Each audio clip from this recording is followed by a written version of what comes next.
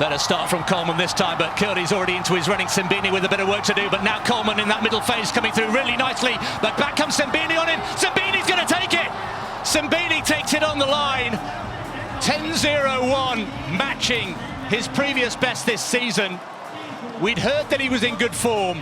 He wasn't here last weekend. He was out of the picture, but he's very much centre stage here. And for all the attention on the Americans, would it be Curly? Would it be Coleman? It was neither. It was this man, Akani Simbini. Well, he is super consistent, Simbini, over the last few years. Top 5 finish in 3 World Championships until Budapest last year. Also at the last 2 Olympic Games. He's going to be in the mix, no doubt about it. And they're away this time. Good start from Devon Charlton again. Can she keep this going this week? Devon Charlton, the world record holder indoors, the world indoor champion, coming under pressure again for Camacho Quinn. And Toby Amersan running well in lane 6. Remember, Amersan running under protest. There was a red flag up on her starting block. She, I think, passes through the finish line just first in 12.60. So not the lightning quick 12.45 we saw last week, but understandable with the disruptions there. So Amersan will know she's capable of bettering the field, but the end result, I think, will hand the win to Jasmine Camacho Quinn. Camacho Quinn in a photo finish with Amersan. We're waiting for confirmation of the result to come through. Of course, Amersan's time will not count, so Camacho Quinn has done it again. Charlton in second and Williams coming through to take third. Good start from Roberts. Izumia once again is into his running nicely. Parchment still has some work to do. Roberts now starting to grow into the race. But here comes Parchment again. Izumia still in contention, but Roberts gets away. Roberts has done it. He's taken 100th off last weekend, and it is indeed back-to-back wins for Daniel Roberts. Really impressive consistency. A cleaner race. Not a dramatic start, but he got a march on Parchment, who still has some work to do. Izumia once again got away quickly, but didn't have the endurance to keep that going. But Roberts, 13.13 last weekend, 13.12 here. Izumia coming through in second, and Parchment, the Olympic champion, in third place. And they're away, no problem here in the women's 200 metres. Sha'Carri Richardson in lane 6, giving up a gap to Daryl Neita of Great Britain and Northern Ireland at the moment. Daryl Neita has flown out of the blocks and round the first bend. There's a stagger and wide. Kumbunji in lane 2 going well as well.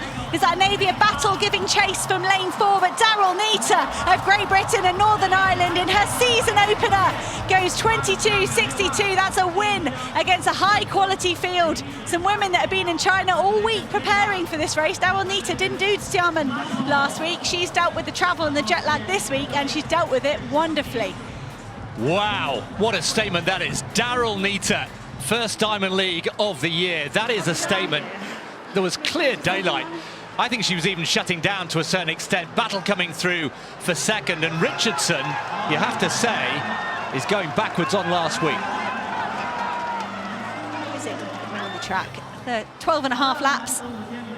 You could see his form change down the back straight, but Barega will say, that's nothing, I've got many more gears on you. Barega squeezes himself in front. Will it be the strength, the experience of Barega, or will it be the youngster, Biniam Mehari of Ethiopia? The two Ethiopians sprinting into the final 100 metres. They round the crest, 12.40 on the clock. It's going to be underneath 13 minutes. Barega kicks again. He's been in this position on the biggest stages, and he's come away the winner, and he's going to do the same here tonight. It's going to be a win, and his Diamond League opener for Salomon Barega, 12.55, a meeting record, an outdoor world lead for Salomon Barega. Barega showing he can still unleash a well-timed last 400 metres. Good bounce back after the disappointment of Glasgow. Kitaguchi has got the class, she's got the calibre to shake things up here. Oh, I think Haruka Kitaguchi might have just spoiled Mackenzie Little's party. That was a big, big effort. She stopped way before the line. There was more in the tank there for Kitaguchi. That looked like a safe throw. It made me question whether it was really something special. And it is. It's come up at 62.97 for Kitaguchi.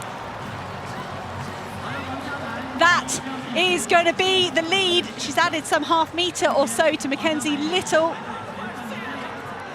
There we go, 62.12 replaced by 62.97. Drama in the final three from Kitaguchi. Marquis Dendy next up on the runway, third place in the first round, 7.89. Oh, that's a nice jump from Dendy. That could be our second jump in excess of 8 metres. Dendy, with all his experience, not getting too excited, a three-time world indoor medalist. Gold back in 2016 in Portland. Always there or thereabouts. No bucket hat here, though, for 2024. I mean, it's still a cap. We'll get that on the board as well, 0 from Dendy. Yes, a man known for his sartorial elegance as well as his long jumping, and that's quite conservative, isn't it, by his own standards? Normally it's a bucket hat, maybe even a mask. We saw him earlier in the season. That leaves just Mondo Duplantis in the competition. And he's gone to 6 metres next. And he said last week that his 6 metre clearance felt great, and he thought as soon as possible, let's get that bar up to world record height. And he's done perhaps something similar here today. That's his dad, his coach, Greg Duplantis, watching on. And it was a long wait whilst the other men attempted 5.92 for Duplantis. So perhaps this 6 metre effort, a bit of a holder. Let's see how you are at 6. And now, Chris, what do you reckon? Are we looking at 6.25 metres? I think so, yep. Clear daylight there. I think that counts as I'm feeling good. The pole's feeling good in the hand. The runway is looking good.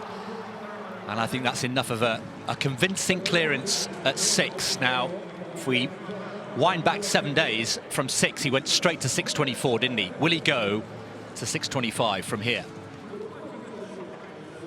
Chase Jackson in action again. It was a bronze medal in Glasgow for the 2-time world outdoor champion. She mentioned she was struggling with injury there. Third place in Xiamen last week. Jackson was in second place and just got nudged down by Maddie Weshi of the United States in that final 3. It's rare that we see a change, but we did last week. So Chase Jackson throwing well with her opening efforts here. A round 2 throw here, over 20 metres and 3 centimetres to put pressure on everyone else. So Jackson and Mitten standing 1-2.